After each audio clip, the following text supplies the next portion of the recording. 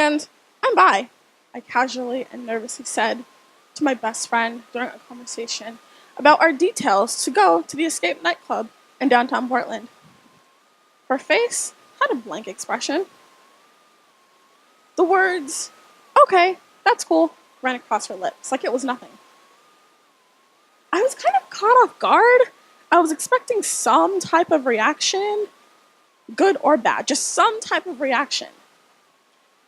After working up the courage to tell my aunt, who also identifies as bi, my two best friends here at WOU, and my two best friends back at home, I knew it was about time to start telling more people. Every person I told, every person I saw recognize and accept me helped me lift a weight off my shoulders. And it felt great. Now, let me take you back to November 7th, 2016. Okay. We are 3 months into fall term, and I'm in a new place. I've made new friends, and I want them to know who I am. I asked everyone I lived with to meet me in the living room for a special announcement. I put on a video clip from the show Crazy Ex-Girlfriend called Getting By. And I showed the video to everyone in my home. I also love to bake. For those of you who know me, know it's like an obsession. So I baked cupcakes with the colors blue, pink, and purple frosting on them. I explained to them what each color represented and how together these colors created a symbol of just a piece of who I am. Now, with all honesty, I did not purposely choose to come out the day before this so-called election took place, okay? That was not my plan. It just... That whole week was just like, it was an extreme emotional roller coaster. I went from being happy about coming out to being nervous, to being angry, to feeling uneasy around certain people. I was just a mess. It is difficult enough being a Black woman in this country and in this small town, let alone identify as a Black bisexual woman. Now, I titled this monologue Journey Unfinished because, well, I have yet to cross the biggest threshold of my life. And that's coming out to my family, which probably won't happen for a little while longer. We'll see. Over spring break, I had dinner with my close relatives at my great-grandmother's house. We started talking about recent movies we had seen, hadn't seen, and wanted to see. The conversation stirred or geared towards the movie Moonlight. My grandmother, not really understanding the time that we now live in, says, "Hey, have y'all seen that movie, what's the name of that picture? Moonlight, yeah, have y'all seen that? That picture is about a Black man who's gay. Can you believe that?" My 30-something-year-old cousin and great aunt agreed with her, and I wasn't surprised at their reaction. These are the same family members that cringe at every gay scene in their favorite shows, Empire and Game of Thrones.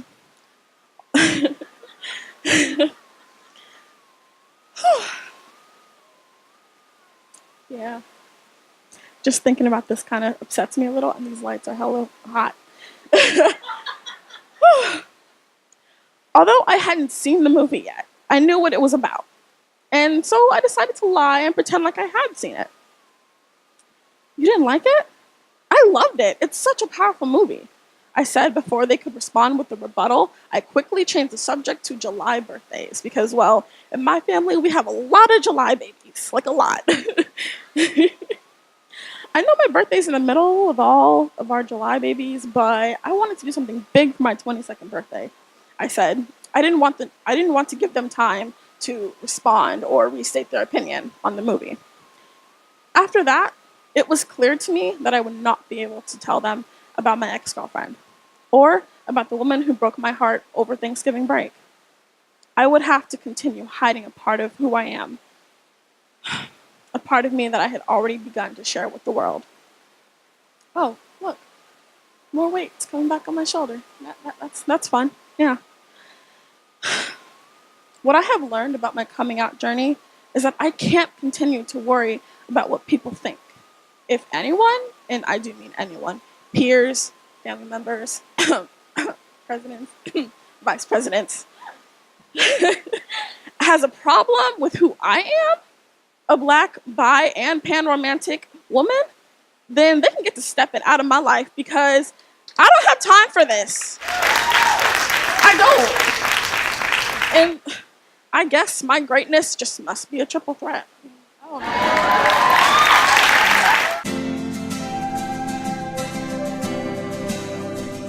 I look in the mirror and I see a boy, but you look at me and see a girl.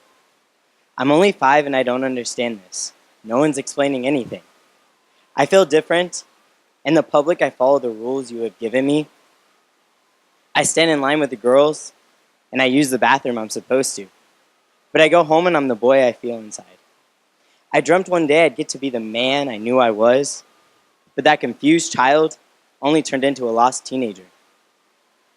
All my friends are wearing makeup and dressing differently. Is this what I'm supposed to do? I conform. I stand back looking in the mirror, unsure of the person staring back. They feel foreign to me. But this is what everyone expects from me, right? My dad already hates that I like women. I can't disappoint even more. The other kids throw rocks at me and tell me I'm going to hell. I'm scared to be gay. I can't be any more different. No one will love me. I slowly slip away. I lose my identity.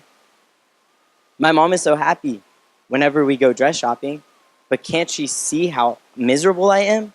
I look awkward. I feel like a man in a dress. But can't she see? Look at her smiling at me, so proud of her daughter. Every day I do what is expected of me, who I thought this was who I was. But one day I met a woman who dressed like a man. So I changed my wardrobe. I cut off my hair. But later that day, while I was standing in my room, my dad walked by, and he took one look at me, and disappointment stretched across his face. He looked at me and asked what I had done. I simply shrugged my shoulders and said, cut off my hair. He turned right around, and he left for the bar. In that moment, I knew he would never accept who I was, but I couldn't let me hold that back from being true to myself. I have the body shape of a boy. When I'm out in public, I'm constantly gendered as male. It actually, when entering a woman's bathroom, I get kicked out, but it never offended me. It actually made me happy. I was a boy. I just didn't know how to say it or what that even looked like to the rest of the world. I began to be asked if I wanted to be a boy. No, this was never a want or some fantasy of mine. I didn't want to be anything but Sam. Why can't I just be Sam? I began to accept that I was a woman who dressed like a man, but puberty did not agree. I grew breasts and hips. I couldn't even look at myself anymore. My body betrayed me. It crushed me. Then one Christmas, as we all sat around playing Family Feud, something unexpected happened. My dad called me a boy. A man who has never acknowledged my sexuality, who ran off to a bar when I cut my hair off, someone who cringed any time I was gendered as male, just called me a boy. I cried for weeks. I hated him. But today I thank him. After that night, I researched what it meant to be trans. And today, I look in the mirror and I see a man I am proud of. My dad may never understand me or properly gender me, but today I get to be the man of my dreams, and no one will ever hold that back from me.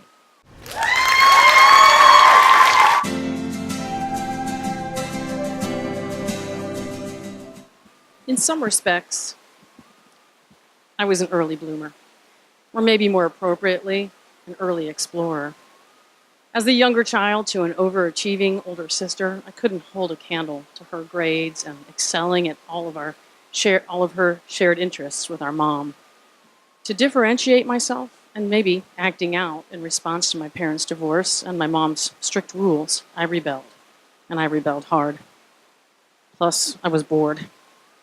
In our quiet Northern Virginia suburb, I was sneaking alcohol, experimenting with drugs, and engaging in sex with boys, all by age 14.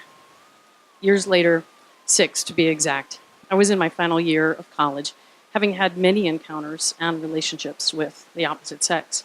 I knew very little of homosexual culture and few gay people, as it was a time of much deeper closets than today. My world would soon be shattered when I fell in love with my best friend. But before I get into that, sometime when I was partway through college, my perfect, good grade getting, rule abiding, close with mom's older sister came out to me as a lesbian. I wasn't really shocked, nor was I curious. I simply thought to myself, that's fine, as long as I don't have to see it. Over time, I would visit her, and if she was dating someone, see it I would, shudder. And despite my obvious homophobia, all was pretty fine until our mom found out. My mom, you should know, is a liberal. She's always voted Democrat.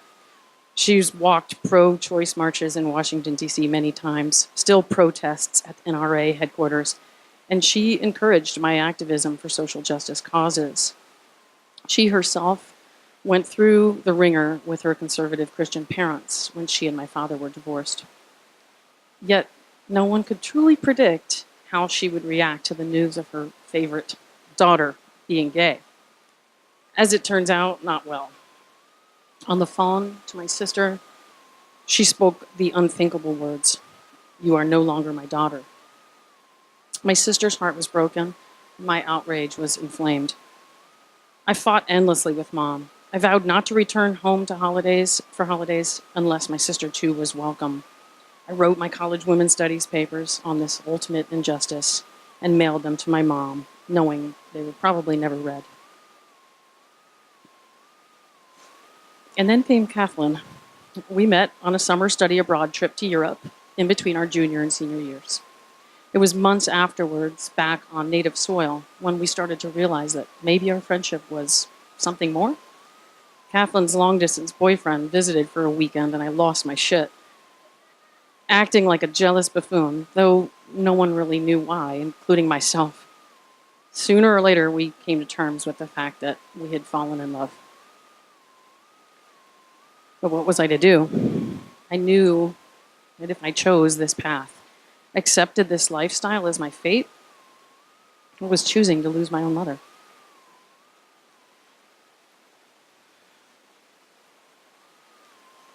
I was unhinged, depressed, even suicidal for a brief moment.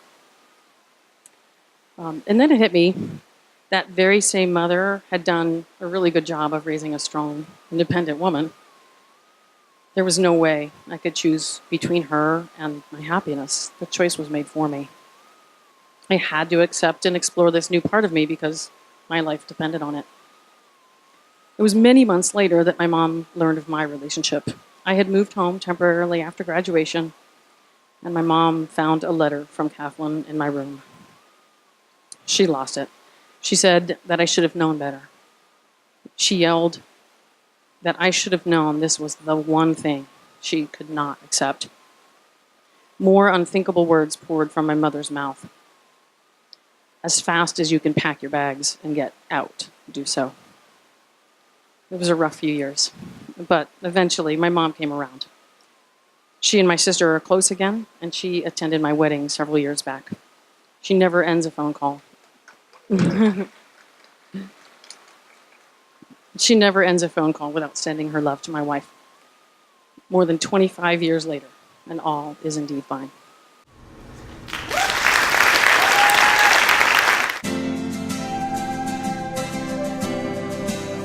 Everything happens in Valsets. I made my first group of close friends during pancake night in Valsets. I filled out my first ballot in Valsets. And Valsets is where I first encountered the breakfast item ambrosia that is the skillet. Yes. Valsets is also where I came out to my best friend for the first time. And later where I came out to the first member of my family, my mom.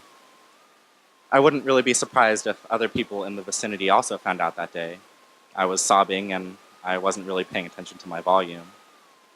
The fact that I was sobbing also meant it marked the first time I cried in bowel sets. My mom was fine with it, though. So was my dad and my brother, as was everyone else at the time. Of course, that was then. The coming out process is ongoing. And even if the beginning of the story doesn't have rough patches, don't assume that the sailing is smooth afterwards. Storms are everywhere and seldom give warning before they strike. They can even come in the form of seemingly harmless yet highly uninformed jokes. You're the straightest gay person I know. Whitest black person I know. No, I didn't grow up in an environment where I was actively learning about or living my African American heritage. But don't assume that I don't take pride in my racial identity or that racism and its many facets haven't shaped my experiences. No, I didn't come out until the age of 19, but don't assume that I don't take pride in my sexuality or that I wasn't affected by the homophobic environments in which I was forced to exist. No, I didn't have a level of education growing up that would have landed me on the track of a doctor or a lawyer, but don't assume that I'm unintelligent or won't possess opportunities in life that will make me happy. Because happy is what I am. Happy, healthy, and humble. I am the sum of my experiences, and I wouldn't want anyone to feel sorry for me because the only person I wish to be is the one who exists today. Of course, I used to be in the state of mind where I would wish that I could be straight, but don't assume that it's because I thought being straight was better. I was scared. I'm still scared. We went from what looked like the beginning of a prosperous new era of marriage equality to that hope being whisked away with one national announcement. I am fortunate enough to have formed a relationship, and I am so thankful for my boyfriend, but don't assume that I don't fear for our safety when we hold hands in public. I can still remember being told that I shouldn't attend my middle school at the time if they taught us it was okay to like someone of the same sex during sex ed. It didn't help that I was a shy, introverted, homosexual, mixed-race middle schooler who was a people pleaser and didn't like to rock the boat. Being able to come out is still astonishing to me. It was late enough in life that I feel ashamed for waiting, but early enough that I won't be haunted by regret until the end of my time. And don't ask how long have you known you were gay, not to me or anyone else. What does it matter to you? Don't assume that knowing that piece of information will help you put yourself in my shoes. Since the coming out process is ongoing and can be such a difficult one, it would be great if those of us undertaking that journey could be met with validation instead of interrogation. And no, I don't think it's funny when you say, "You're the straightest gay person I know," or "You're the whitest black person I know." Don't assume that tasteless stereotyping is the premise for a good joke. It's degrading. Just be supportive and validating. Sexuality lies on a spectrum, and even if I identify as homosexual now, that should say nothing about me understanding myself better months from now and identifying as bisexual, pansexual, heterosexual, asexual, or any other identity that better expresses who I am. Don't assume that once someone comes out as a certain sexuality that they suddenly lose their ability to further explore and redefine. Here's a thought. Let's stop allowing for this normative sexuality which welcomes discrimination and further intersectionality. It's this heteronormative culture that makes coming out an ongoing process. I'm tired of it, but don't assume I'm weak or giving up. I don't need or want the constant critical assumption.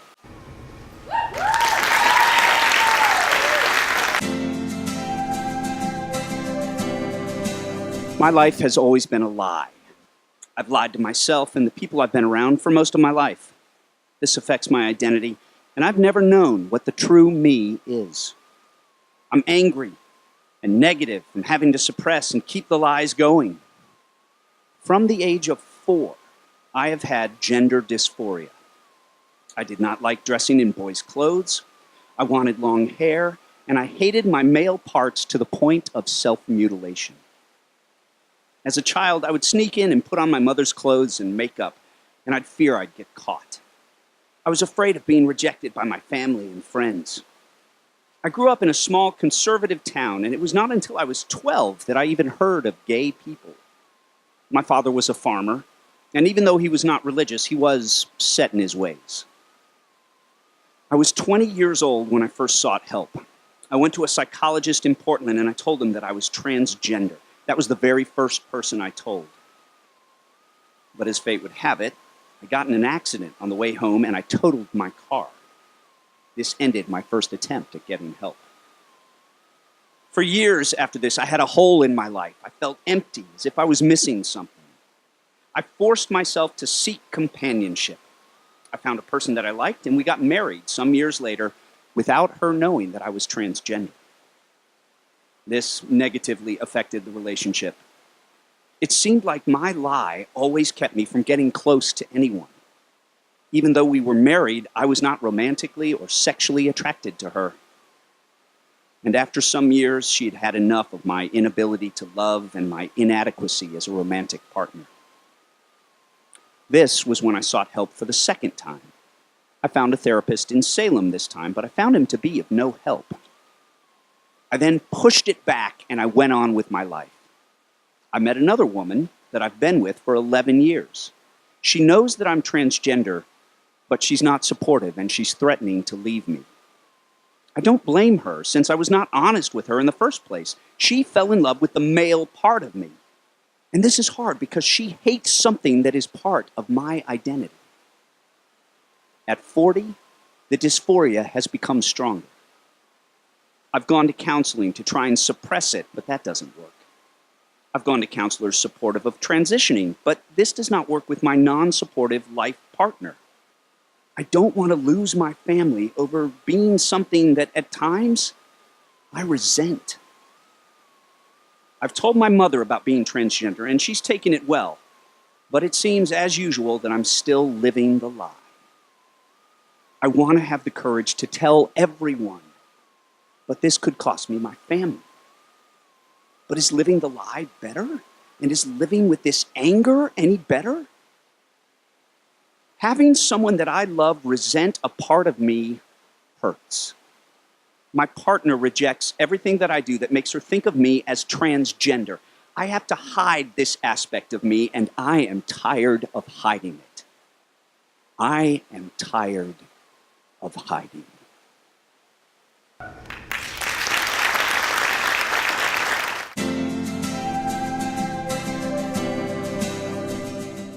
I squeezed Shannon's hand and held it to my lap because I knew if I let go, she'd go and punch someone, and more importantly, I'd be right there with her. Slap. Another rain of Smucker's strawberry jelly and Skippy peanut butter came from the adjacent lunchroom table. I looked back just as another chunk of sandwich hit the chair of a friend who was brave enough to continue sitting with us. Slap. The freshman boys wore bulky, flat-bottomed shoes that were only cool enough if they were loose enough to slip off at every step. The table of freshman boys had always been quiet, in my opinion. I wasn't sure why they decided today was a good day to throw food. Slap. I turned back to our table and muttered some agreement to the suggestion of ignoring this hormone-induced stupidity. Lesbo, slap. Dyke, slap. Carpet licker, slap. I squeezed her hand again. We knew being together would not be easy. However, I hadn't expected our first day out as a couple would go so horribly wrong. Slap. This is why we had stayed in the closet as long as we did. Good job, Idaho. I cringed at how wet a sound those sandwich chunks could make. A friend caught in the line of fire discovered a chunk of PB&J sandwich had landed beneath her as she was sitting. The laughs that erupted from the table behind us sounded like crows cawing on a telephone wire, sharp and taunting. I stood up and motioned to the closest friend, Crystal, to follow me. We walked the expanse of the lunchroom, searching for any type of authority we could find. Nothing. We went to the main office and walked directly into the room of the only female vice principal we had. My voice shook as I told her what the boys were doing. You need to do something now or you will have a fight, I said, and I watched her stand and mutter into her walkie-talkie to the principal. We watched as she went to the group of boys, said a few words, and walked away as the boys left the lunchroom. Nothing else was said about the incident. The girls sitting behind me made really convincing gagging noises. They were making these horrid noises behind me in sophomore English class about 1 year after the PB&J incident. It was Wear Rainbow Day for the GSA I was trying to start, and I was trying to decide which character of the Crucible would be the one to wear the rainbow smock. Could you imagine? I recognize her voice from the girls' bathroom conversations I overhear at lunch. Usually, they're talking about how many calories chewing celery would burn. Lesbians are about the most disgusting things I can think of. They make more noises. I'm only used to hearing from them in the bathroom in between counting calories. I grab the sides of my desktop to keep myself from turning around. Fuck fags is etched into the wood surface of my desk. My thumb traces the letters and my eyes cloud. Goddamn hormones, you're really gonna make me cry today? Crying in school is absolutely the worst. I don't even know why God lets them live long enough to come out.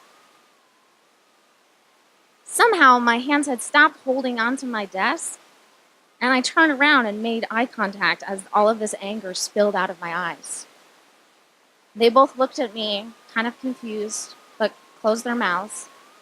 I turned back around and willed the class to be over. I found out later that day from a friend that the two gagging girls had asked her why I had started crying in class. "You know Gabby is gay, right?" she'd said. Their jaws had dropped and they began practicing their favorite sound effect again. "That's disgusting," one said. "Ew," the other said and pulled the other one away from them. The next class, I turned around at my desk as those gagging girls walked in. I smiled warmly at the one that sat directly behind me. "Haley." I bit my lip a little and forced my eyes to roam slowly down her brand name tank top and professionally torn jeans. Then back up to her overlined eyes. "You look so good today."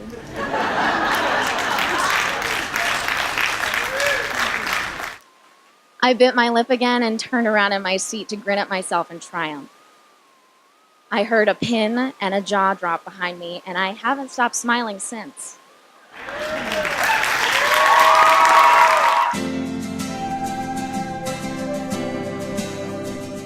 I knew even at an early age something was very different about me.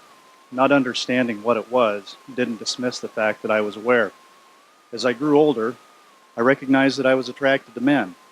Most boys my age had their crushes on Daisy Duke. Mine was on the Bowflex guy and other male fitness models.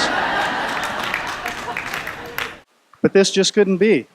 I can't be gay. I was in the popular crowd. I played sports. I was from an all-American, small, hard-working, blue-collar town. Looking back on it, this logic absolutely disgusts me, but I suppose it was part of the process. I always thought to myself, no, that just can't be. I did what was expected of me. I never had a real girlfriend until my senior year of high school, and that only lasted a month. Beyond that, I would do what was necessary for the formal events and secure a date for prom and homecoming, but nothing ever went farther.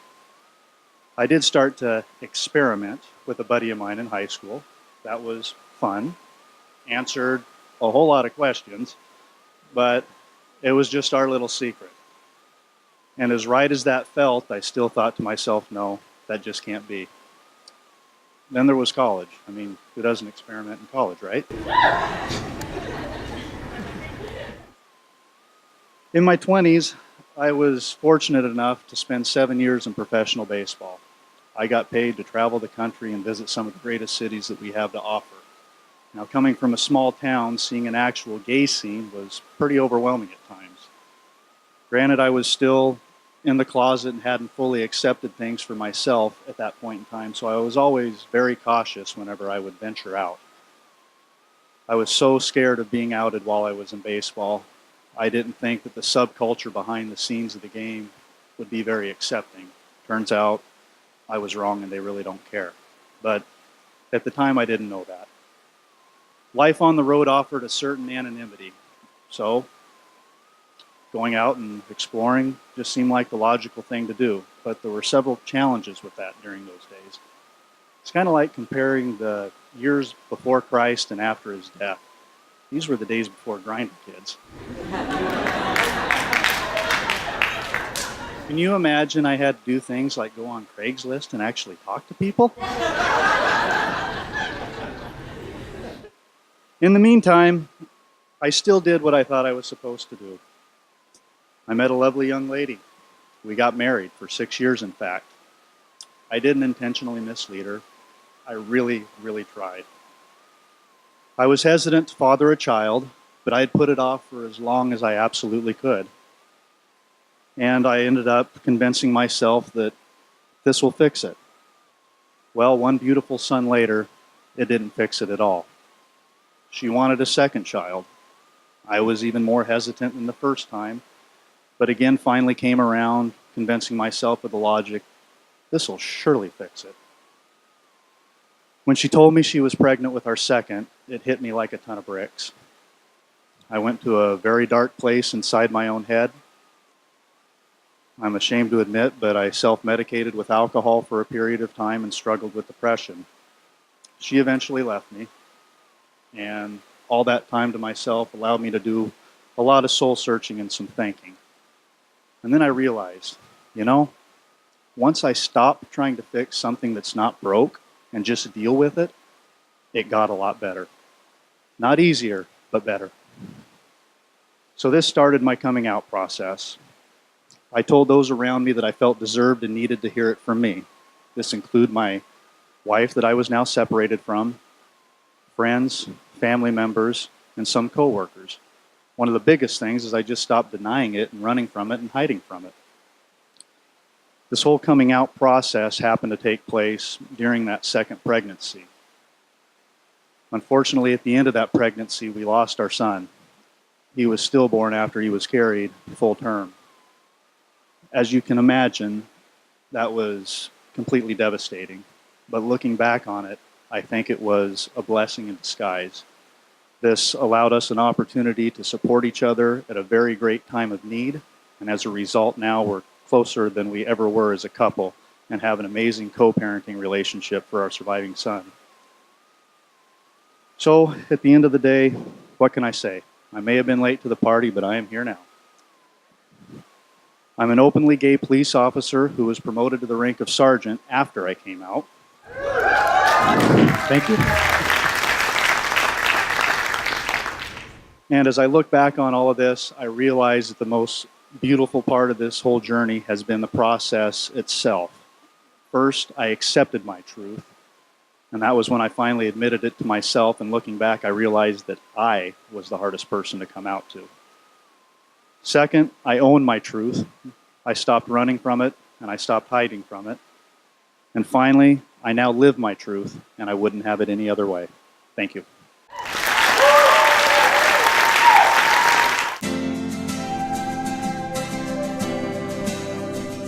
The scene starts on a brisk and sunny morning in March in New York City. Congratulations, it's a healthy baby. And similar to my birth of almost arriving on the FDR, I also came out physically before I came out mentally. I was raised in a very unique household in a small island on the Pacific Ocean. I was raised with what the natives would call aloha. My parents are not your typical folks. My father, the New Yorker, the product of the 1960s and 70s, was raised by the conservative arms of Judaism. And my mom, the Japanese immigrant from a small town of Kawagoe, raised with Buddhist traditions, left at the age of 25, not speaking a word of English, in search for her true identity. They raised me in a diverse way, where I was able to mold myself, grow myself, and become something of myself. Sometimes that got me into a lot of trouble. In some ways, you could say that I hid my identity more from myself than others. I was the hardest person to come out to. I grew up knowing from my parents that it would be okay if I was different. I was never forced to pick the gender-specific toys or clothing at the store, and everything I owned was green. Now that I think about it, I don't even think I understand the concept of gender. Life in Hawaii was a lot different than the rest of the US. It's a lot more relaxed, unforced, and accepting of others' individualities because they're your ohana. Also, when you're given the opportunity to grow up on the island, you don't need to think about sexuality because the beaches were our significant others and the ocean never judged us for our appearances. High school hit, and that's where I dissociated from the world and started to subconsciously understand what sexual attraction actually was. You see, my adolescent past hid my identity really well, with drugs, addiction, and fiction, of course. But then I started to fall for my best friend. She accepted and stood by me through all my flaws that were included my juvenile ways. I didn't appreciate it till college arrived in 2010, but I was off to New York City and our paths had ended. You see, for me, coming out was never a shock for anyone. For example, when I came out to my brother, he went, "Well, duh. Now do something with your life." You see, I moved to New York City for two reasons: for me to spend time with my aunt and for me to become something of myself. The two reasons on why I moved to New York City intertwined. You see, moving in with my aunt taught me that being queer is not about who you love, it's about loving yourself and being more than okay with who you are. Although I learned to not identify with my sexuality, I knew that I loved women more than men, and you could say that after hearing my story, there was no conflict and that I was the biggest critic in the process. But the cliffhanger still is that we face is that there shouldn't even be a battle other than having to learn to accept ourselves. Because the biggest struggles that we as college students still face is who we decide to become in the future. There is enough anger, bigotry, and evil in this world, and we don't need to add to it. It's important, but it shouldn't rule over our lives.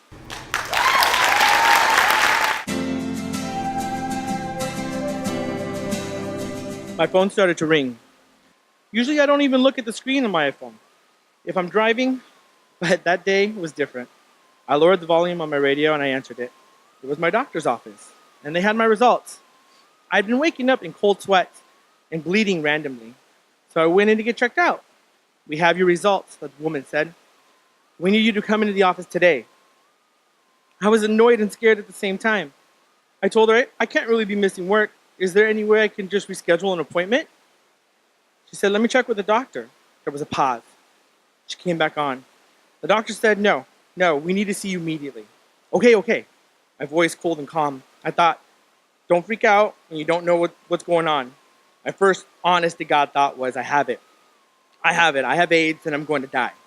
I'm the kind of person who needs to think the worst case scenario, think the worst thing possible that can happen. So when it turns out to be herpes, I'll be happy. I'll be happy that at least it wasn't AIDS. I was just sitting in the examination room in silence. I tried not to think. I didn't want to think or presume anything. I just sat there and waited. I hate waiting in a doctor's office. There was a very light knock on the door. That's another thing. Why the hell do they knock? They know I'm there. I'm not going anywhere. Are they afraid that they're going to walk in on the middle on something? My doctor's name is Faith. This was taking too long. I was tired of the pleasantries. I just wanted the results. I asked her, "Faith, please don't beat around the bush. I know you have my results. Don't bullshit with me. Just tell me what's going on. Please, just tell me." Time started to slow down. "Okay," she said. "Your results came back." There was a pause. "You showed positive for hepatitis C." Positive? The word is not very positive.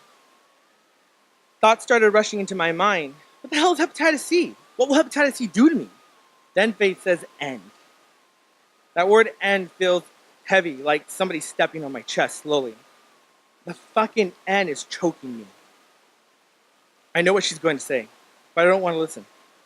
Somewhere else. I see myself standing outside. I don't want to be there. I don't want to be in that room. I don't want to be me. Why can't I be somewhere else? Why can't this happen to somebody else? She continues, "You're HIV positive." The world around me dies. I was screaming, but no sound came out. My mind was running, and I could hear myself yelling, "How fucking stupid are you?" Heated flashes of past experiences flew through my body. My mind was sprinting, and I couldn't keep up. I kept falling. I don't know what to do. HIV positive. So that's the story I get to tell. That's what I get, right? That's what I get for caring, loving, having sex, being stupid. I'm lost. Everything is destroyed. Everything's happening so fast. There are no tears. There's just nothing. My body numbs. I need to grab onto something. I need something that I know. Everything is burning, but nothing's on fire. My mind starts to beg to any God that will hear me, help me. But there's no reply. I'm sitting there in the doctor's office looking at Faith. The first words that come out of my mouth are, "Wow, you have a really hard job." Faith's face opens up. She stays sitting in front of me, but I can see her body jump back ever so lightly. She sits in her chair, making no movement. Why do I care? I don't. I did and I didn't. A part of me wanted to know, how do you tell somebody this kind of news? What kind of mental preparation does one go through? All I can do is laugh. And as my head turns away from her, I see a picture of a hanging on the wall of a smiling toucan. I burst into laughter. I laugh at myself for being stupid. I laugh at how simple the world seems at this moment. I felt alive. How do you feel alive? I just received the worst news in my life, but for the first time I felt like I was living in the moment. I just laughed. Faith was shocked and asked if I needed time. I'm sure she thought I had lost it. I asked her to give me a moment to myself. She left the room and I continued to smile at my tragedy. A few moments later, Faith knocked lightly on the door. She handed me information pamphlets. I needed to get my head on straight. I needed to focus. I understood that if I was going to fight back and stay alive, I need to pay attention and ask questions. What are my next steps? When do I see a specialist? Do I take medications now? Do I have an expiration date? She explained that I had an appointment with a specialist who can answer all of my questions in a month. I thought to myself, a month is too long. I want to talk to somebody today. Faith explained that getting information about my results would take time. The rest of the conversation was a blur. Now I understand why doctors knock on the door before coming in. After leaving the doctor's office, I needed to speak to somebody, but who? I had contact information from an HIV positive speaker who came to Western Oregon University. His name was Cree. Months ago, I wanted to go on a date with him, but I had never gotten the courage to ask him out. Today I told him I had recently became HIV positive and that I wanted to ask him questions. He agreed, and I was at his apartment in Portland. He greeted me with a warm hello, and I asked, he asked, "How long have you been positive?" "Just got out of my doctor's office today." He was shocked. "You just found out today? Holy shit, Louis." I sat there with a blank look on my face. He asked, "So, do you still want to get coffee or do you want to drink?" I smiled and I said, "A drink." He took me to a local gay bar called the Red Cap, and we had a few drinks, and I picked his brain and asked him tons of questions. He helped me understand what HIV positive meant, what a CD4 count is. A CD4 count is basically white blood cells in your system. White blood cells attack the virus and protect the body from the inside, but the HIV virus attacks your immune system. Your white blood cell count drops to 200 or below, you're considered to have AIDS, which stands for acquired immunodeficiency syndrome. I was learning so much. I always thought AIDS was an actual virus, but Cree helped explain to me that HIV, human immunodeficiency virus, is a virus, and AIDS is the status of the virus. Cree explained that when I go into the specialist, they are going to tell me my CD4 count and my viral load. The viral load is how many copies of the HIV is in my body. He said, you want your CD4 count to be at least 500 or higher, and you want your viral load to be 1,000 or less. Next, I would need to talk to my family, the people who mattered so much in my world. I'd have to come out to my parents a second time. So I decided I wanted to spend one last normal day with my family. It was Friday and everybody had plans to go out, but I told my family I had some great news to share with them before the end of the day. I wanted the day to be business as usual. I asked my middle sister to come with me to the laundromat because our dryer was broken. We sat there in the laundromat playing cards and talking about boys, something I never did with my sisters until now. I was enjoying every moment of just smiling and being with her. After laundry we went back home, and I enjoyed the day with my mom and dad. Dad was working on the dryer, and I was helping and laughing. He would touch the wrong part of the dryer and get a sharp shock that sent me and my mom laughing. I remember sitting with my mom and helping her get ready to go out dancing. The whole time just soaked it up, the simplicities that were my life. I knew after this conversation my world would change forever, for better or worse, I don't know. But it wasn't going to be like this, and I wanted my last normal day to be a good one. My family gathered in the living room, and with a smile on my face, I said, "Okay, guys, I know I told you I had great news. I want to apologize. I actually don't have good news. But I'm going to explain as much as I can, and I need your love and support because I'm going through something pretty scary and I don't know what to do."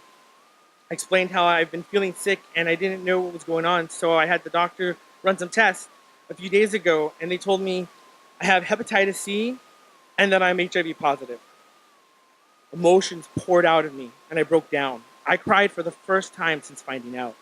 They hugged and held on to me and told me they loved me. I explained about my next appointment and how I wanted to get a book of questions together, and I wanted them to also write their questions so we can all bring to the doctor's office.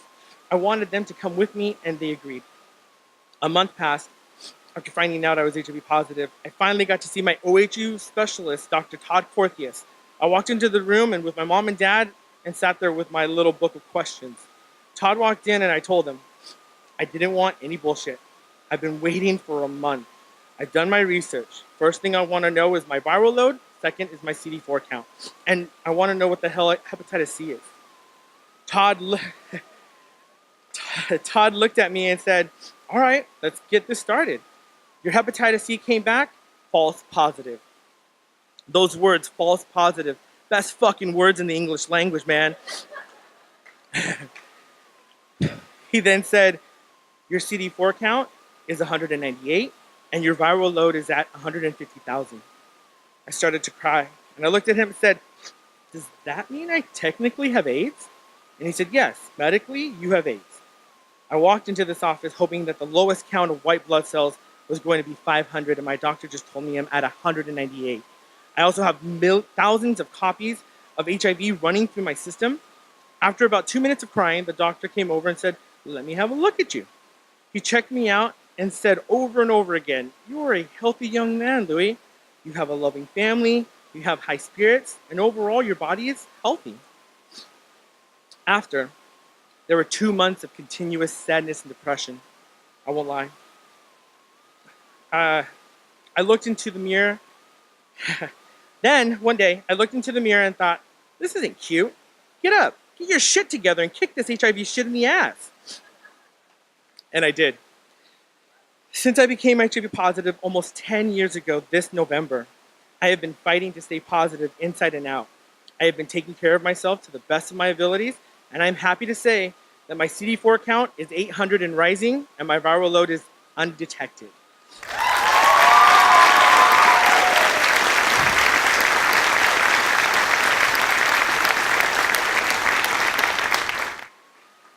Undetected. So when they test my blood for HIV, the system cannot identify enough HIV cells to make a count. I believe family, friends, and a life filled with laughter have helped me with this fight, and I will continue fighting.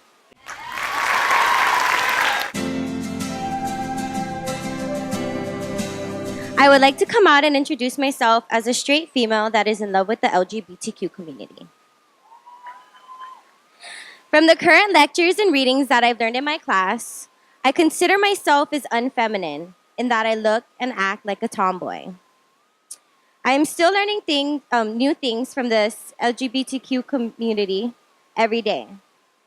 I'd say about 80% of all my friends are either gay or lesbian, and 2 of them are my best friends that are lesbians. Because I don't have personal experience as being an aromantic lesbian, I would like to explain further on my relationship with my friends and explain a new perspective of lesbians from a different environment. My first best friend has been my best friend since kindergarten. She lives in Hawaii and her ethnicity is Vietnamese and Chinese. One thing that I admire about her so much is that she matured at such a young age. Being that her parents couldn't speak much English when coming to America, and proving that they grew up living in the ghettos. She learned to live on her own at 16 years old and is so successful today. She found out that she was a lesbian during her middle school. It wasn't much of an issue for her to express herself because her parents didn't really pay much attention to her.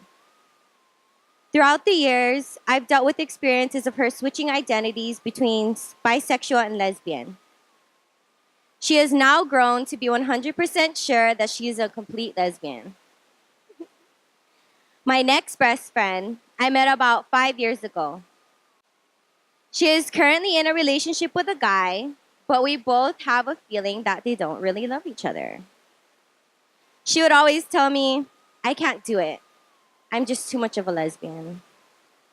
She's just trying to deal with it on her own and trying to enjoy her life. I grew up working in the bar scene with her, but we only became super close about 3 years ago. When I say that we got close, we literally spent every day with each other. Well, one night, we got pretty wasted and decided to try some sexual activity with each other. My other best friend was watching in amazement. Unfortunately, it was this day that we understood completely that I cannot be a lesbian. I feel like I fit into the LGBTQ community so well. I've noticed a few differences with the community here in Oregon and the community back home in Hawaii. A good example would be that it is okay for me to identify or call my friends butchies or queers without them feeling offended. Because Hawaii is so diverse in different cultures and different backgrounds, there's just less of a push for people to define their preferences. I am currently having a difficult time finding friends out here, and sometimes I feel like there's a confusion about whether I'm gay or not. It brings me back to the idea that I dress and act unfeminine, and I feel like I'm being forcefully identified. It doesn't really matter how I am identified. I know I will always be accepted by my friends back home for who I am. I've also met some lesbian and gay friends out here, and I love going out clubbing with them because we work that dance floor. Overall, I'm just here because I want to learn as much as I can so that I can pass that information down to my friends back home.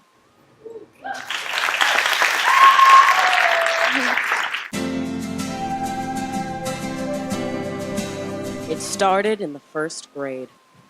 I practiced as much as I was allowed, went to camps, played on multiple teams at state, regional, and national levels. I dedicated my entire adolescence to earning a full ride scholarship and having a successful collegiate career. Success to me was being a starter, collecting honors, and ending my 4 years of NCAA eligibility on a high note as an All-American. That was my dream. In the late 90s, after countless recruiting trips and a freshman year at Division I program, I was offered a full ride closer to home at WOU and a starting position and a leadership role on the team. The season started out like every other with grueling practices, weight training, watching film, and daily conditioning. I had great teammates. I lived with 4 of them, and we knew everything about each other. Our athletic goals and achievements, family drama, academic direction, and love interests. When you're on a team, you're part of an instant family. Share a common interest and bond quickly. I thought everyone on the team felt this way. I was given athletic freedom from my coaches. I could call my own plays, decide when I subbed in and out of the game, and I shared my game strategies with ease. I felt like I was making steady progress to achieving my goal of an All-American honor by senior year. My sophomore year, my relationship with coaching staff started to change. I was still able to have my athletic freedom on the court, but off the court, I grew uneasy. We had a successful season, winning our conference and a bid to the NCAA tournament. We lost our first game on the road and didn't play well.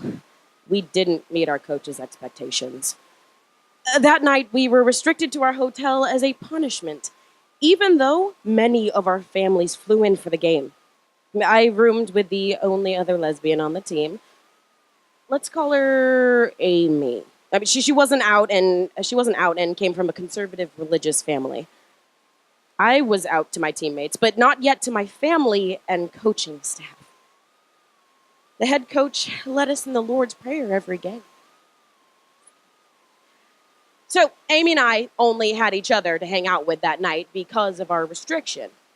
Other players snuck out and broke a few team rules that were constantly changing with our coach.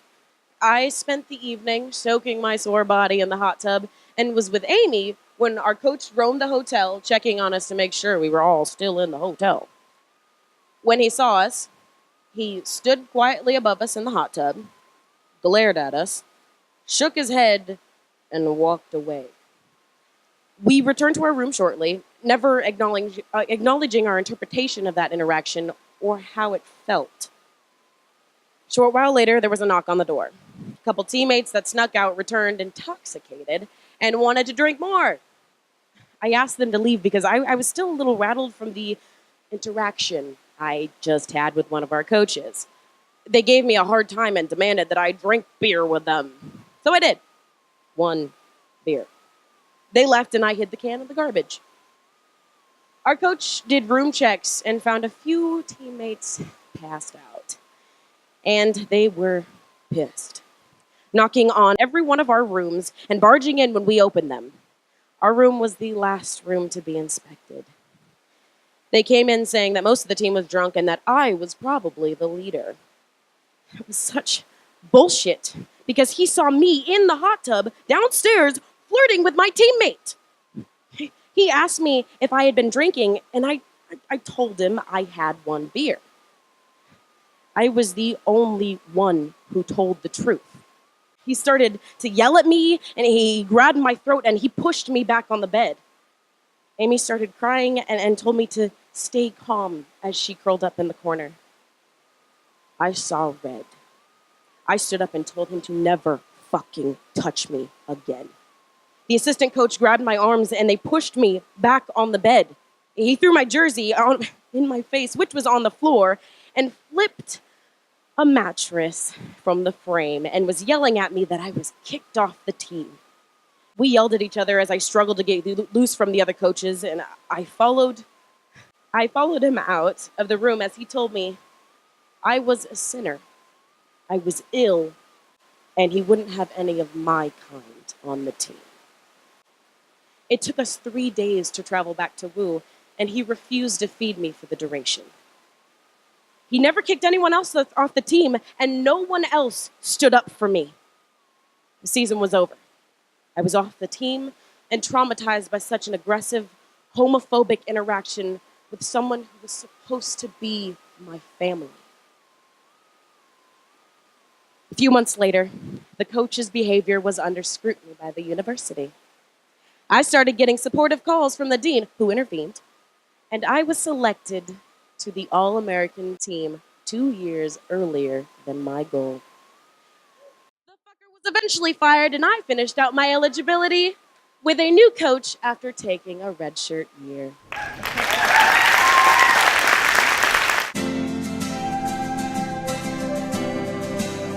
And then it happened. She was on the ground begging them to stop.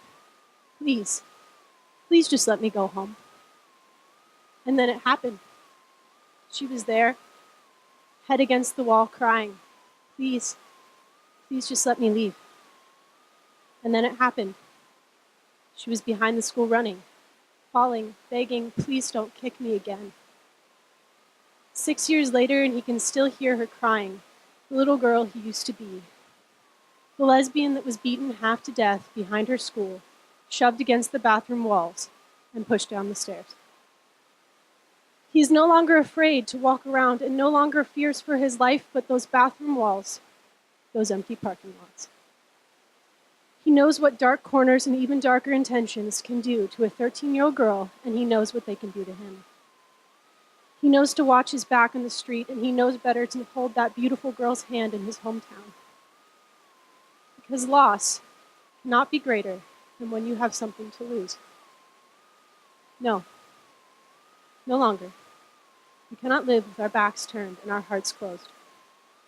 I am transgender. I am a man.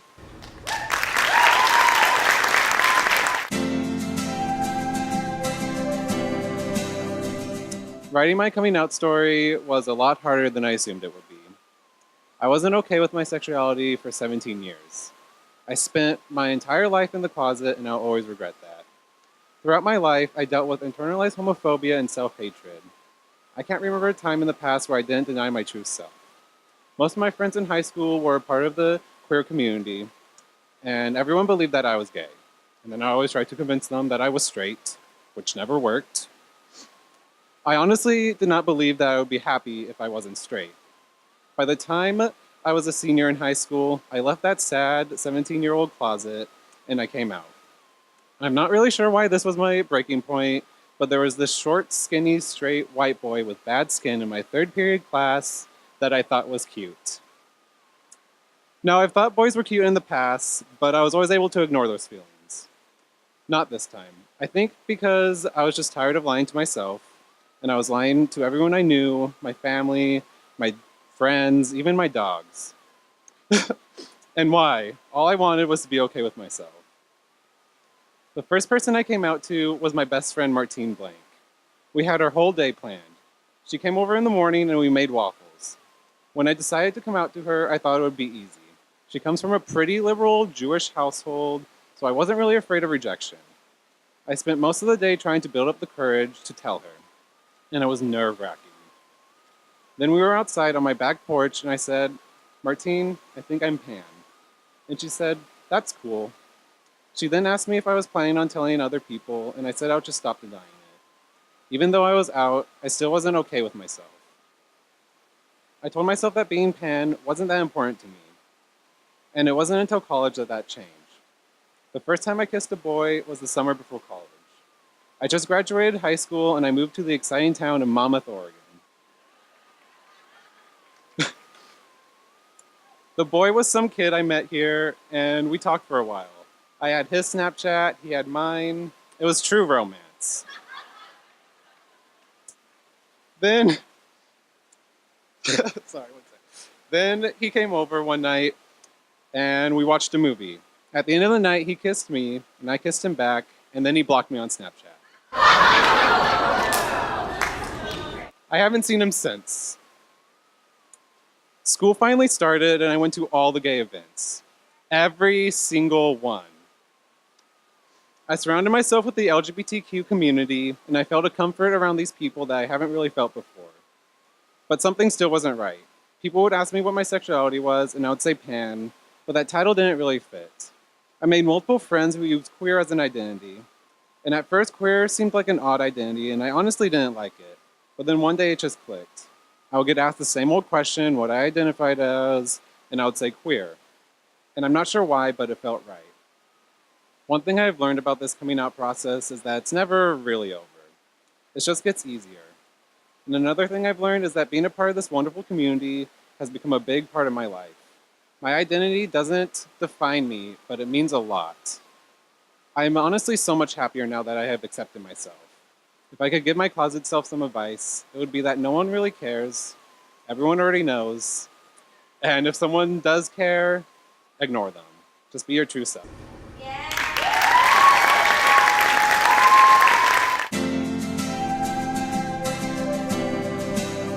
I came out of the closet when I was 19, and it was turnabout moment of my life, meaning I wasn't sure what I was doing with it.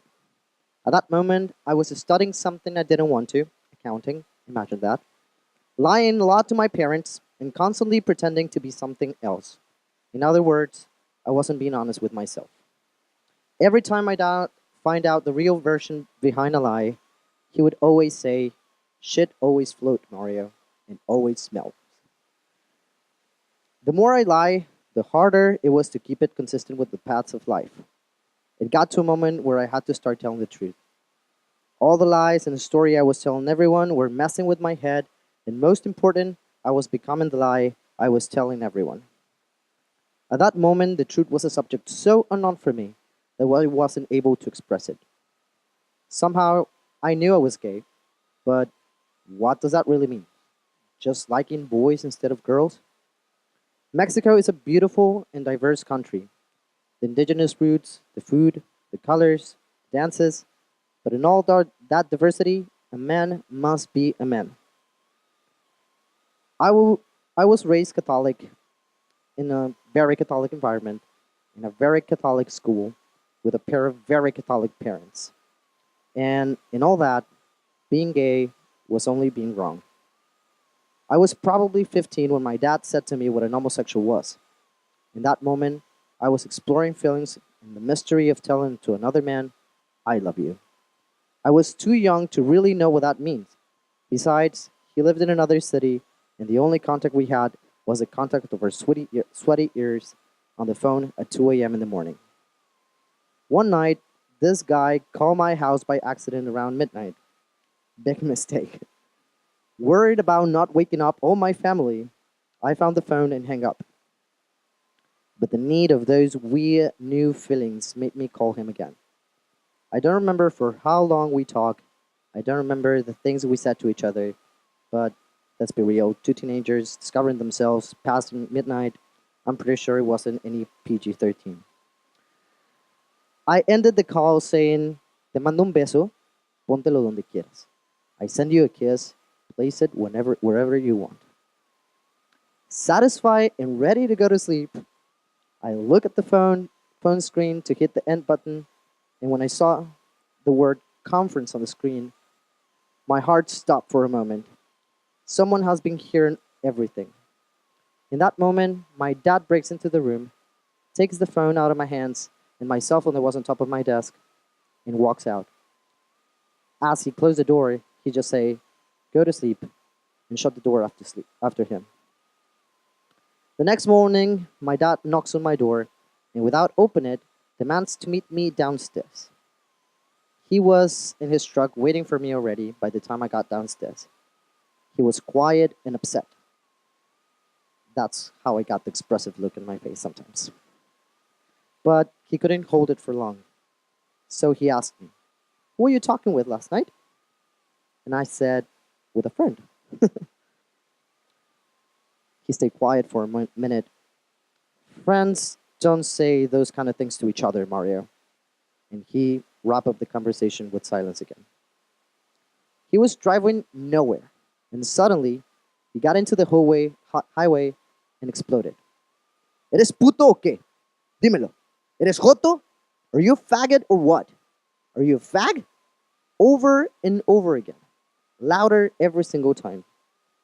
The question was a thunder in my mind. Am I? The fear, the unknown answer, the complication to say, yes, I am, led me to just shrink and say, no. After an hour or so of driving around, we came back home. Before leaving the truck, he threatens me. "You better go to your room, or else I will tell your mom everything." Years passed, and my dad never mentioned that situation again. When I was 19, it was time to do it right. The first idea was explain them that you are not a joto, or a puto, or a faggot. You are you. But the question was, who am I? I've been lying most part of my life. So the day before telling them, I ran into the library looking for books that can help me to explain what it means to be gay to them. And to myself too. I found the perfect book. Papa, Mama, soy gay. Mom, Dad, I'm gay. It was perfect. It had everything. Good answers for religious thinking, great explanation for this not being a choice. It had everything I needed. Now the question was, how do I tell them? By that moment, I was a freshman in college, so why not? I was going to make a PowerPoint.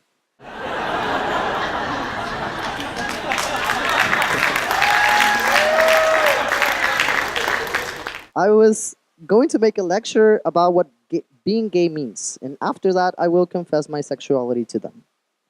I call everyone to the TV room, my sisters, my mom, and my dad.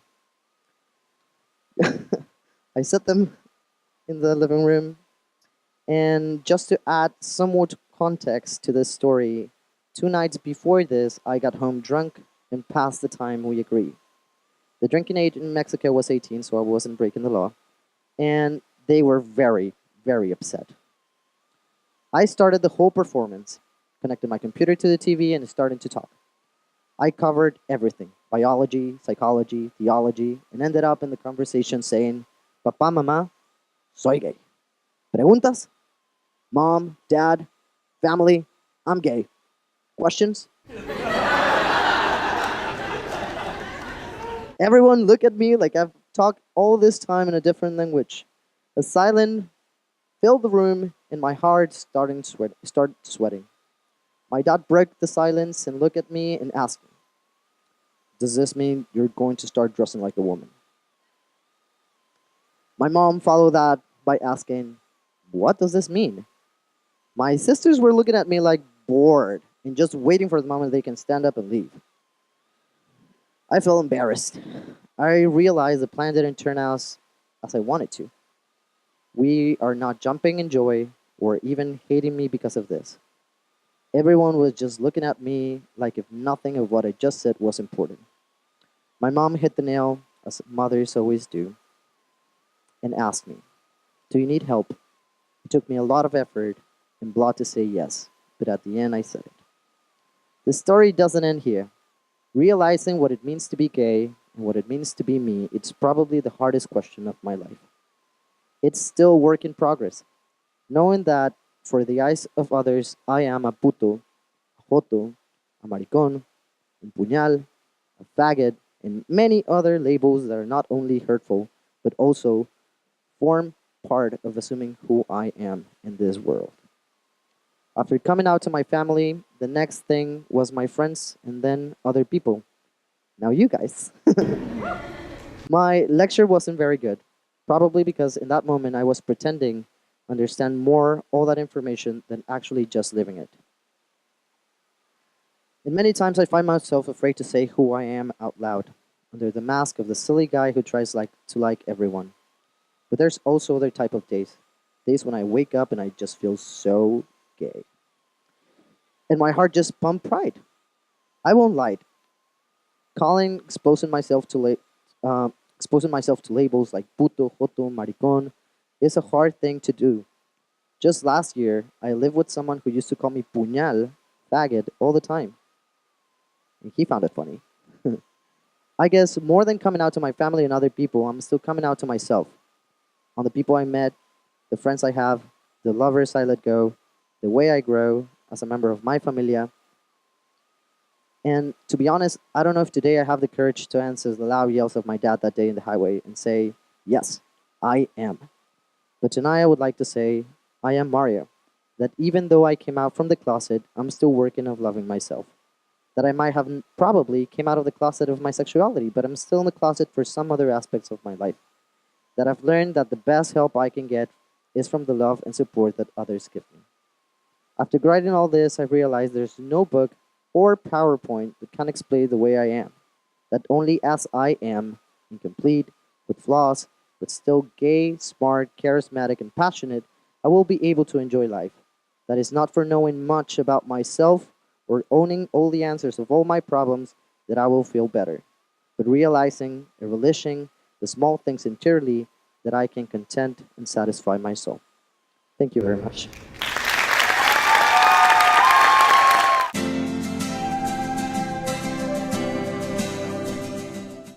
Coming out was a hell I never thought I would overcome.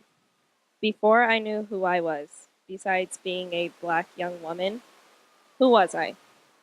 I spent time trying, searching, and seeking an understanding, because from what I knew growing up in a Christian household, the idea of anything that did not represent heterosexuality did not exist.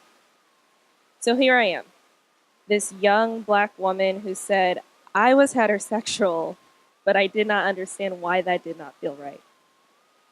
But one day at school, I was told by this girl in my class, it's okay to like girls. I was shocked and confused by what she said. What did she mean, like girls? So she went into detail. And through this gathered knowledge, I was able to say I am bisexual. Because after she explained sexuality to me, I did not want to be a lesbian. I wanted to be anything but a lesbian, and the only way to keep the truth from coming out was to lie about who I was.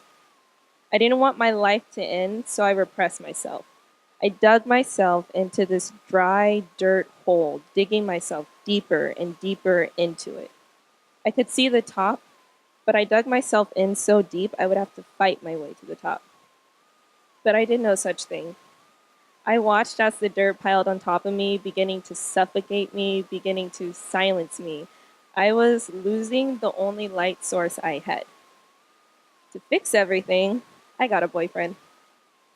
Yes, the sweetest, kind gentleman. I felt blessed because he saw me as nothing less than a queen. But none of this changed how I buried myself. I prayed and I hoped that dating and having a boyfriend would change me into a straight girl. Hoping my truth would be that of something that complimented others. My boyfriend and I tried not once, but twice to have sex with each other, which resulted in me bursting into tears before our clothes even came off. Through this, I needed a plan how to fix this, and I had it. I would marry a man and never have sex with him and never sleep in the same bed with him, and it would be perfect.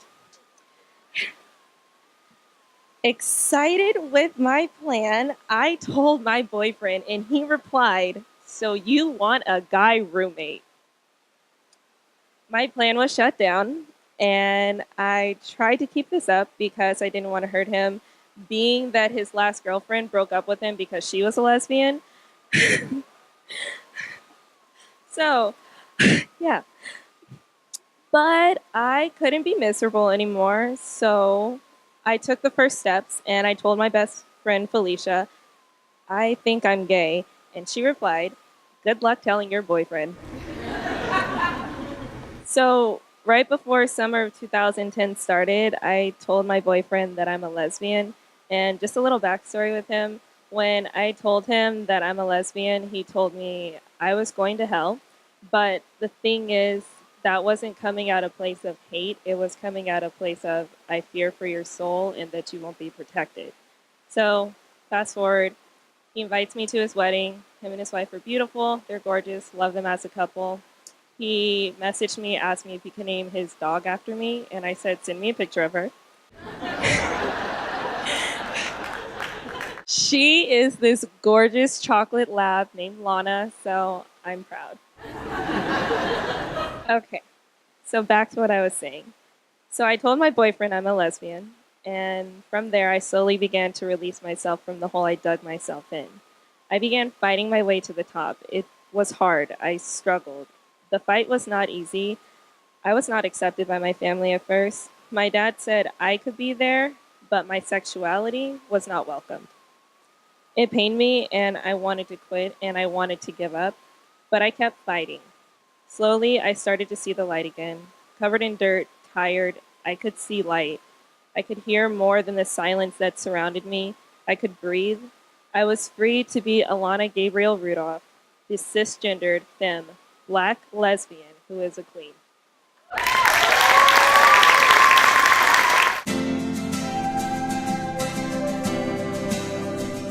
I have two homes. One home was freedom, the other my heart. Sometimes I often wondered which was which. I was born deaf and was introduced to the deaf community at the age of 10.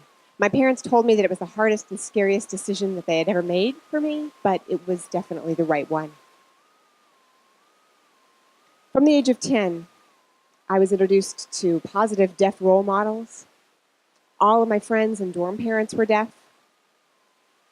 The majority of the teachers, my classmates, all of them came from deaf families too. So everyone signed. Of course, my language acquisition took off, and I flourished. That community really was my home away from home. It was my parents' decision to have me go to a school for the deaf, where I got an education and I got community. And I love and thank them for that. I'm also gay. I came out to my family at a very young age. At the age of 17, I decided that I wanted to be openly gay. My being gay was never a big deal to my parents, but my being openly gay gave them pause. They were concerned about my safety, and that was really considered normal because at the time, rape, beating was common among people who are gay, unfortunately. So they didn't want me to become a statistic. They taught me how to protect myself and how to respond if provoked. My mom explained to me that if I had to come out, that I needed to be prepared for both an amazing response, but also some ugliness that I may face. And my father wanted to be sure that I was just prepared to face the world. So, thus, I came out. So where I was from, being gay and being deaf needed to be kept separate because otherwise it could really limit your opportunities. And that all changed in the blink of an eye when I went to Gallaudet University. Gallaudet University is a deaf university in Washington, D.C., approximately 2,000 to 3,000 deaf students. It's basically a deaf mecca. My second day there, I was 18, and I went to new student orientation. We all gathered in the gym. There was about 300 freshmen, all deaf. We had an icebreaker game that we were playing. And the game involved being confronted with two choices. For example, do you like ice cream or do you like pie? And then separating yourselves either on one side or the other side of the gym based on your choice. So imagine 200 to 300 deaf screaming freshmen running around laughing. Finally, the next question came up, and a gentleman said, everyone who's gay on this side, everyone who's straight on this side. And I knew I was gay, so I ran immediately to the gay side and stood there as I watched everyone run away from me to the opposite side of the gym. I was standing alone on the gay side, and everyone was staring at me. And it didn't help that at the time, my hair was neon pink. So I stood there, a little flabbergasted, didn't know what to do. The game stopped immediately, and it was awkward. I felt quite embarrassed being the only one and left feeling a bit deflated after that experience. Immediately, though, a drag queen on campus took me under his wing and showed me the ropes, showed me all the gay slang in ASL, showed me where the gay nightlife was, and really opened my world to the gay community. I'm very, very grateful to those who did introduce me to the deaf gay community. I mean, I was able to go to drag shows, to gay bars, and also, unfortunately, to see the homophobia that was present in the world. Time went by, and I ended up moving to Portland, Oregon. I finally felt welcomed by the deaf community. And in the deaf community here in Portland, no one really cares what you do. Here in Portland, as long as you're deaf, everything else comes second. So finally in Portland, I felt at home, and I really, really treasure that. Portland is home. Thank you.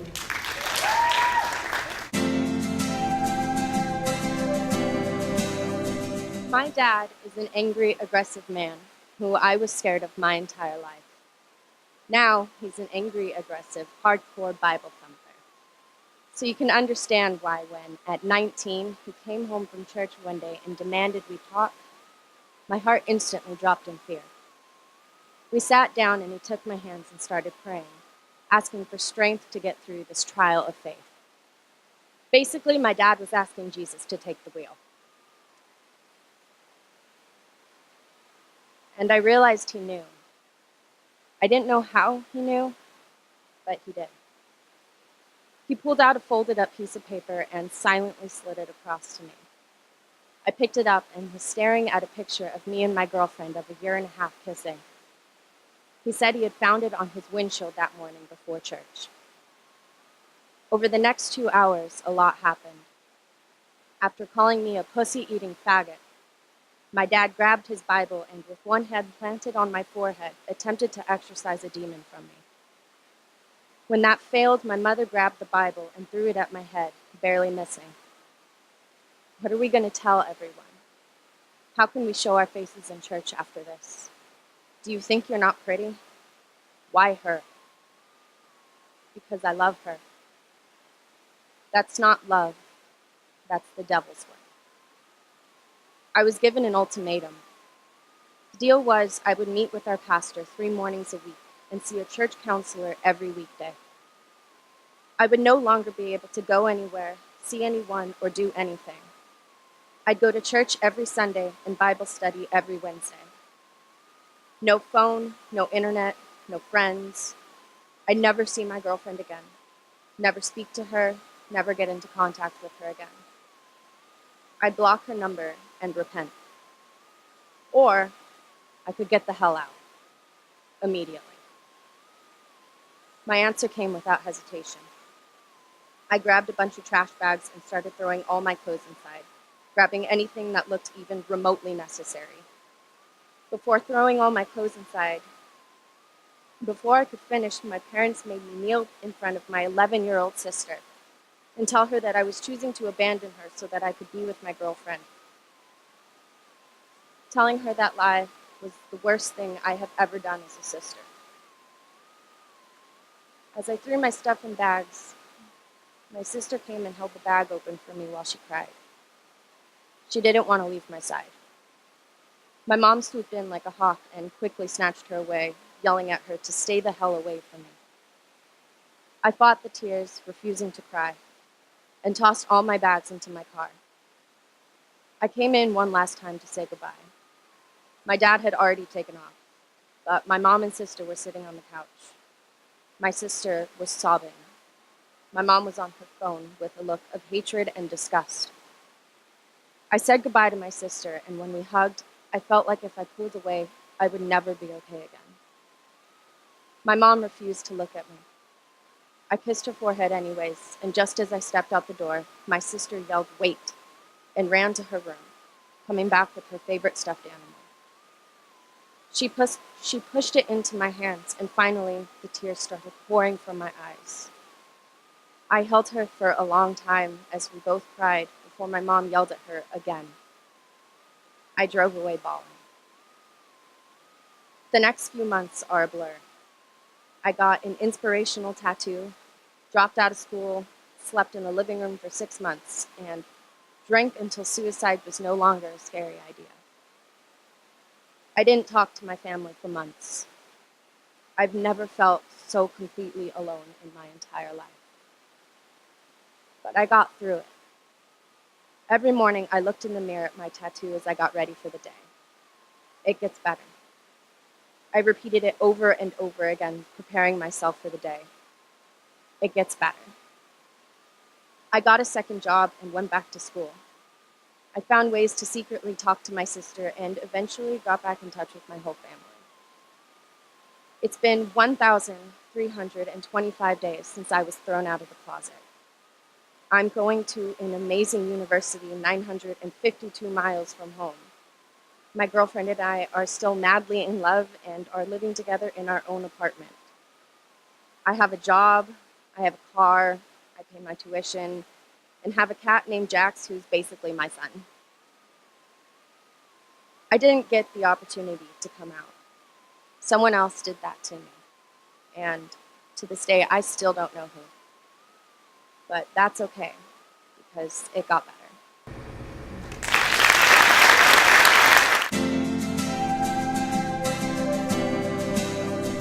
I am not, nor have I ever been, an exercise person. However, during the fall of my senior year here at Western, my boyfriend had dumped me, and I was committed to looking good when I saw him a winter break. Plus, my friend Zoe had keys to the workout room we could access after hours, used to be located under WOU sets. We worked in the residence halls where she was an area coordinator. So that fall, and that fall only, I exercised. Several nights a week, Zoe and I would rock out, catch up, and get our sweat on. But then one night, our workout was interrupted by an interloper, a sophomore. This friend, named Beck, that she had invited was an athlete, and she knew stuff about exercise. I was not pleased. This was my Zoe time. I didn't want some stranger, some sophomore barging in, and I didn't want to worry about how silly I looked in my exercise shorts. Plus, she was surly and standoffish and grumpy. Okay, she didn't seem to like me, and back then, I was all about people liking me. So after a couple of weeks of putting up with this intruder, Zoe got a page and needed to rush back to Heritage. A pager is a device we used to use before cell phones to contact one another. So I started to vacate my elliptical and follow her out, and she said, "No, it's fine. You guys stay. Just lock up when you're done." What? I didn't want her leaving me here alone with her. And out she went. Much to my amazement, left to our own devices, we did talk, laugh, exercise, have a good time, and enjoy ourselves. Fast forward a month, the three of us continued hanging out, exercising, watching Friends together, and Zoe was leaving for a road trip. So Beck and I decided to make her something called a mixtape. A mixtape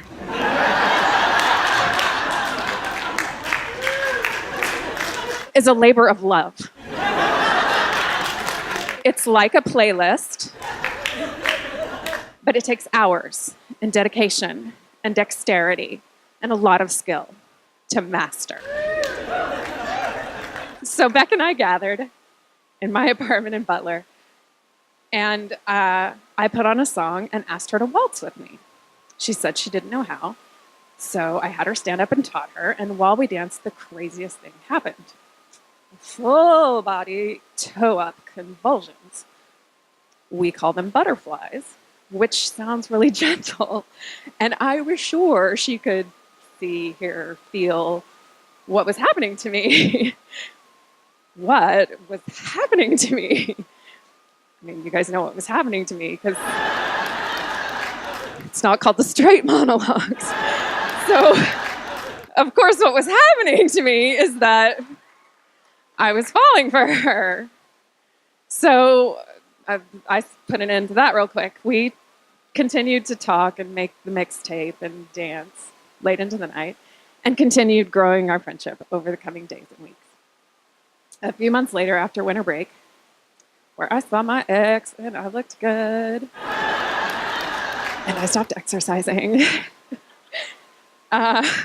We continued, though, being friends, and that friendship progressed, and we kissed for the first time, which was like the world opened up, and big band music, and fireworks, and like the movies. And so we're heading to our morning class together, and in all seriousness, I turned to her and I'm like, what does this mean? What are we to each other? And she responded with a very matter of fact, I don't know. Let's decide at lunch.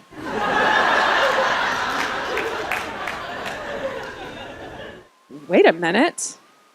The fate of what we would be to one another was going to be decided at Valsette's over Wild Willie white bean chili? What was I going to wear? As we sat there with our trays, I was certain everyone around us could tell we had just made out.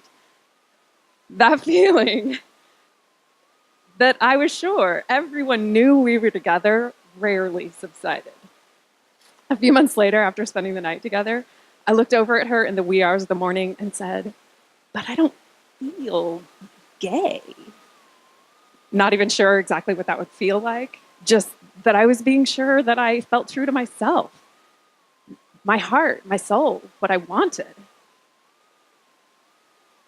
She's kind of blunt. She gazed back up at me and she said, well, you aren't acting real friggin' hetero. Okay. Within 10 days of our first kiss, she had told her mom. By contrast, it took me 2.5 years to tell mine. Granted, mine lives 2,000 miles away, but I knew that my parents would not welcome the news that I had fallen in love with a woman, and they wouldn't understand why, if I'm bisexual, I wouldn't choose to be with a man. Thankfully, my family of choice and the friends I surrounded myself with made it easier to be honest with them. Within a couple of weeks, I told a few people, and no one freaked out or burst into flames or turned their backs on me or any of the other things that I secretly feared. We didn't have Facebook back then, so I took my time rolling out the news to my whole circle. It took several years to tell some friends I'd known in high school or growing up with. Even still, people I thought might have the hardest time with it sometimes surprise me with their responses. And while I can't say that I've never had a negative response coming out to someone, that has been the rare exception. Coming out to myself was the most important first step. I still come out to others on a regular basis.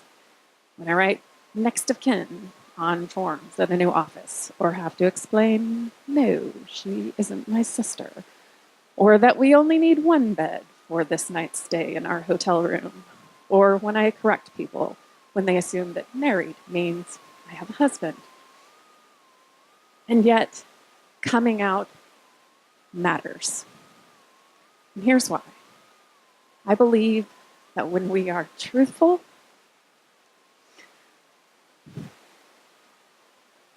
and brave about the circumstances of our own lives, we give others permission to do the same.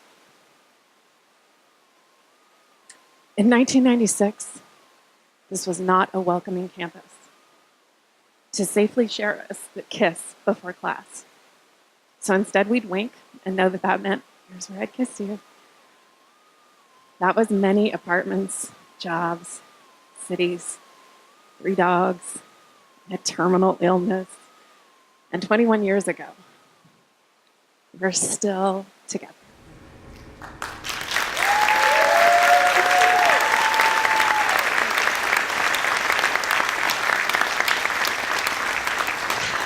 And I am still not an exercise person. We were first married legally in the state of Oregon in 2004. The people then voted and annulled that marriage in 2005. We have been domestic partnered and married again since then, and I think this will stick. We're hoping. And tonight, I'm speaking where it all began, at Western's campus, at their second presentation of the Coming Out Monologues. After their first queer alumni event. What a long way we've come.